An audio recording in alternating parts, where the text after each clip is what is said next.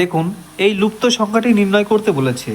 তো দেখুন আমরা সবার প্রথমে কি করব, এই যে বাইরের তিনটি সংখ্যা দেখতে পাচ্ছি এগুলো প্রথমে গুণ করি। 5 6 কত হয় 30, 30-এর সাথে 4 গুণ করলে কত হয়, 30 গুণের 4 কত হয়, 30 গুণ 4 মানে 120।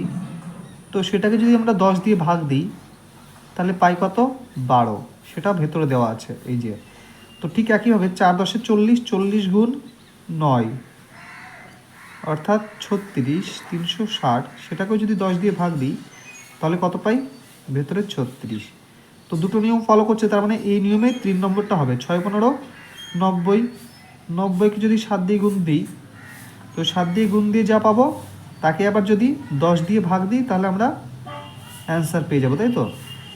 তাহলে এই 0 কেটে গেলে 7 9 কত হয় 63, তাহলে 63 হয়ে যাবে প্রশ্নের সঠিক উত্তর, অর্থাৎ অপশান বি।